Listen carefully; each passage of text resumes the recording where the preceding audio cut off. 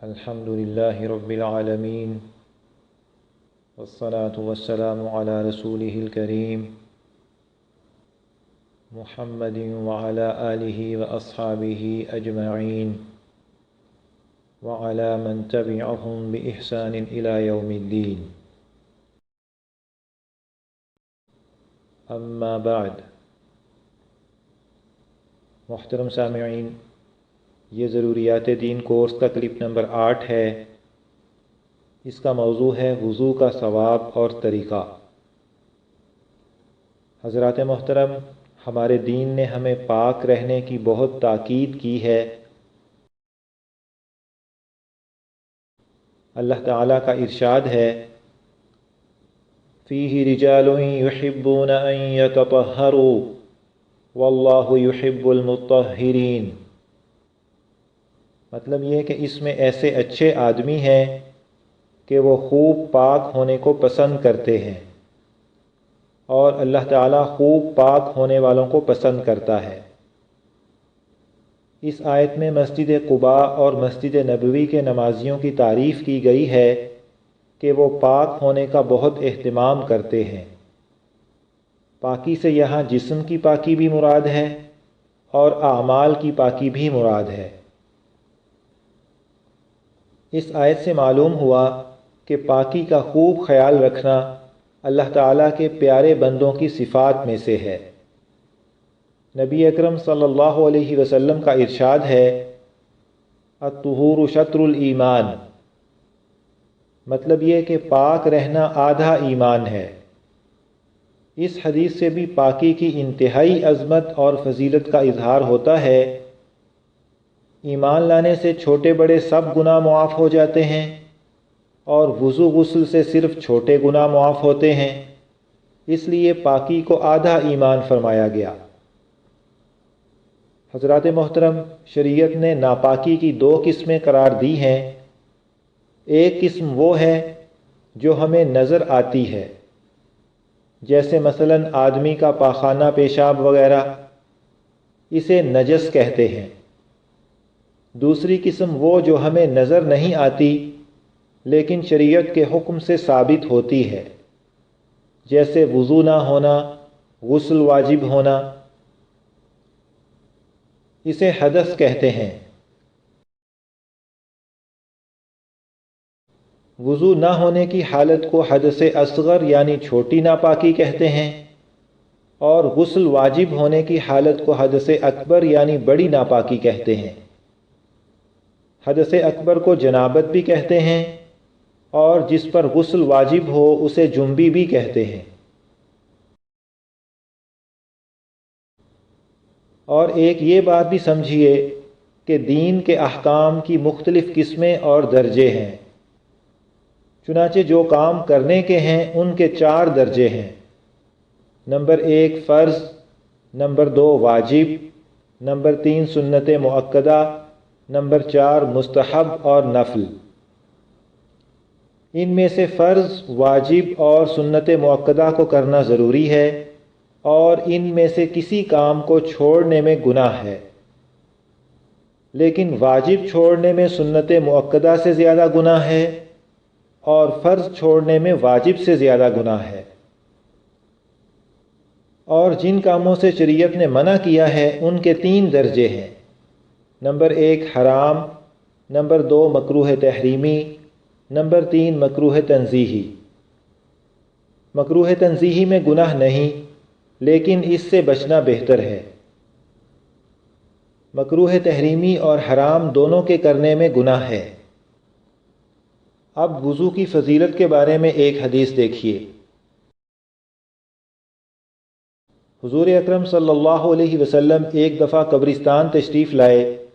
وہاں پہنچ کر آپ صلی اللہ علیہ وسلم نے فرمایا، اے مومنوں کی جماعت، تم پر سلامتی ہو، ہم بھی انشاءاللہ تم سے ملنے والے ہیں۔ میں اس بات کی تمنا رکھتا ہوں کہ ہم اپنے بھائیوں کو دیکھیں۔ صحابہ رضی اللہ عنہم نے عرض کیا، کیا ہم آپ کے بھائی نہیں ہیں؟ آپ صلی اللہ علیہ وسلم نے فرمایا، تم میرے دوست بھی ہو، اور میرے بھائی وہ ہیں جو ابھی دنیا میں نہیں آئے۔ صحابہ رضی اللہ عنہم نے عرض کیا، یا رسول اللہ، آپ کی امت میں سے جو لوگ ابھی نہیں آئے، آپ قیامت میں انہیں کس طرح پہچانیں گے؟ آپ صلی اللہ علیہ وسلم نے فرمایا، مجھے یہ بتاؤ کہ اگر کسی شخص کے پاس سفید پیشانی اور سفید ہاتھ پاؤں والے گھوڑے ہوں اور وہ نہایت سیاہ گھوڑوں میں ملے ہوئے ہوں تو کیا وہ اپنے گھوڑے پہچان لے گا؟ صحابہ رضی اللہ عنہم نے عرض کیا، جی ہاں۔ آپ صلی اللہ علیہ وسلم نے فرمایا، وہ قیامت کو وضو کے اثر سے سفید پیشانی اور سفید ہاتھ پاؤں کے ساتھ آئیں گے، لہذا اس علامت کی وجہ سے میں انہیں پہچان لوں گا اور میں حوض کوثر پر ان کا استقبال کروں گا۔ اس حدیث سے ایک تو یہ معلوم ہوا کہ حضرات صحابہ کرام رضی اللہ عنہم کو بھائی اور ساتھی ہونے کی دونوں نسبتیں حاصل ہیں، جبکہ بعد والوں کو صرف دینی بھائی ہونے کی نسبت حاصل ہے۔ دوسری یہ بات معلوم ہوئی کہ قیامت کے دن وضو کے اعضاء کا سفید ہونا اس امت کی خصوصیت ہے، دوسری امتوں کو یہ بات حاصل نہ ہوگی۔ تیسری بات یہ معلوم ہوئی کہ نبی اکرم صلی اللہ علیہ وسلم کو امت پر بہت زیادہ شفقت اور عنایت ہے۔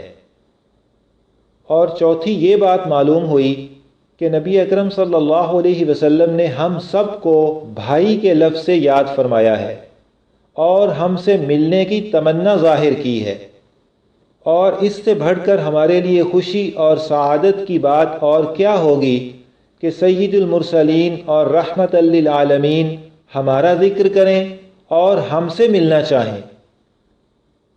اس محبت اور شفقت کا تقاضا تو یہ ہے کہ ہم حضور اکرم صلی اللہ علیہ وسلم کی اداؤں پر مر مٹیں اور اس بارے میں کسی ملامت گر کی ملامت کو خاطر میں نہ لائیں۔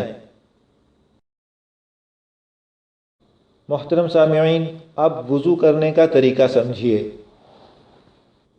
وضو کرنے والے کو چاہیے کہ وضو سے پہلے پاک ہونے کی نیت کر لے۔ بغیر نیت کے وضو کا ثواب نہ ہوگا، اگرچہ وضو ہو جائے گا۔ وضو کرتے وقت قبلہ کی طرف منہ کر کے کسی اونچی جگہ بیٹھے تاکہ چھینٹیں نہ پڑیں۔ وضو شروع کرتے وقت بسم اللہ الرحمن الرحیم کہے اور سب سے پہلے 3 دفعہ گھٹنوں تک ہاتھ دھوئے، پھر 3 دفعہ کلی کرے اور مسواک کرے۔ اگر مسواک نہ ہو تو کسی موٹے کپڑے یا صرف انگلی سے اپنے دانت صاف کر لے تاکہ میل کچیل دور ہو جائے۔ اگر روزے سے نہ ہو تو غرغرہ کر کے اچھی طرح پورے منہ میں پانی پہنچائے، اور اگر روزہ ہو تو غرغرہ نہ کرے کیونکہ اس سے حلق میں پانی جانے کا اندیشہ ہے۔ پھر 3 بار ناک میں پانی ڈالے اور بائیں ہاتھ سے اس طرح ناک صاف کرے کہ ناک کی نرم ہڈی تک پانی پہنچ جائے۔ جس کا روزہ ہو وہ نرم ہڈی سے اوپر پانی نہ لے جائے۔ پھر سر کے بالوں سے لے کر ٹھوڑی کے نیچے تک اور ایک کان کی لو سے دوسرے کان کی لو تک 3 دفعہ چہرہ دھوئے۔ دونوں ابروؤں کے نیچے بھی پانی پہنچائے تاکہ کہیں کوئی جگہ خشک نہ رہ جائے۔ پھر 3 بار دایاں ہاتھ کوہنی سمیت دھوئے، پھر بایاں ہاتھ کوہنی سمیت 3 دفعہ دھوئے اور ایک ہاتھ کی انگلیوں کو دوسرے ہاتھ کی انگلیوں میں ڈال کر خلال کرے۔ انگوٹھی، چھلا وغیرہ جو کچھ ہاتھ میں پہنا ہو اسے ہلا لے تاکہ کہیں اس کے نیچے کوئی جگہ خشک نہ رہ جائے۔ پھر 1 مرتبہ پورے سر کا مسح کرے، پھر کان کا مسح کرے۔ کان کے اندر کے حصے کا شہادت کی انگلی سے اور کان کے اوپر کے حصے کا انگوٹھوں سے مسح کرے۔ پھر انگلیوں کی پشت سے گردن کا مسح کرے، لیکن گلے کا مسح نہ کرے کہ یہ بدعت ہے۔ کان کے مسح کے لیے نیا پانی لینے کی ضرورت نہیں، بلکہ سر کے مسح سے جو بچا ہوا پانی ہاتھ میں لگا ہے وہی کافی ہے۔ 3 بار دایاں پاؤں ٹخنے سمیت دھوئے، پھر بایاں پاؤں ٹخنے سمیت 3 دفعہ دھوئے اور بائیں ہاتھ کی چھوٹی انگلی سے پیر کی انگلیوں کا خلال کرے۔ دائیں پاؤں کی چھوٹی انگلی سے شروع کرے اور بائیں پاؤں کی چھوٹی انگلی پر ختم کرے۔ وضو کے بعد یہ دعا پڑھے، اشہد ان لا الہ الا اللہ وان محمدا عبد اللہ ورسولہ۔ مطلب یہ کہ میں گواہی دیتا ہوں کہ اللہ کے سوا معبود نہیں، اور یہ کہ محمد صلی اللہ علیہ وسلم اللہ کے بندے اور اس کے رسول ہیں۔ حدیث میں آیا ہے کہ اچھی طرح وضو کرنے کے بعد یہ دعا پڑھنے سے جنت کے 8 دروازے کھول دیے جاتے ہیں، جس سے چاہے داخل ہو جائے۔ یہ وضو کا تفصیلی طریقہ ہے، اس میں بعض چیزیں فرض ہیں، بعض چیزیں سنت ہیں اور بعض چیزیں مستحب ہیں۔ وضو کے فرائض۔ وضو میں صرف 4 چیزیں فرض ہیں۔ نمبر 1، ایک مرتبہ پورا چہرہ دھونا۔ نمبر 2، ایک دفعہ کوہنیوں سمیت دونوں ہاتھ دھونا۔ نمبر 3، ایک بار چوتھائی سر کا مسح کرنا۔ نمبر 4، ایک مرتبہ ٹخنوں سمیت دونوں پاؤں دھونا۔ ان میں سے اگر ایک چیز بھی چھوٹ جائے گی یا کوئی جگہ بال برابر بھی خشک رہ جائے گی تو وضو نہیں ہوگا۔ حضرات محترم، اب وضو کے فرائض کے بارے میں کچھ احکام سمجھیے۔ نمبر 1، انگوٹھی چھلا وغیرہ اگر اتنے ڈھیلے ہوں کہ ہلائے بغیر بھی ان کے نیچے پانی پہنچ جائے تب بھی ان کا ہلا لینا مستحب ہے، اور اگر ایسے تنگ ہوں کہ بغیر ہلائے پانی نہ پہنچنے کا گمان ہو تو ان کو ہلا کر اچھی طرح پانی پہنچا دینا ضروری اور واجب ہے۔ نمبر 2، تھوڑی کا دھونا فرض ہے بشرطے کہ اس پر بال نہ ہوں یا اس قدر کم ہوں کہ جلد نظر آئے۔ نمبر 3، ہونٹ کا جو حصہ منہ بند ہونے کے بعد دکھائی دیتا ہے اس کا دھونا فرض ہے۔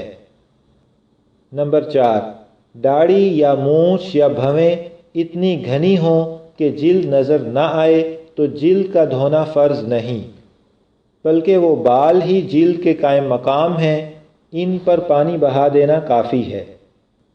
نمبر 5، بھویں یا داڑھی یا مونچھ اس قدر گھنی ہوں کہ ان کے نیچے کی جلد چھپ جائے اور نظر نہ آئے تو ایسی صورت میں اتنے بالوں کا دھونا فرض ہے جو چہرے کی حد کے اندر ہیں، باقی بال جو حد مذکور سے آگے بڑھ گئے ہوں ان کا دھونا فرض نہیں۔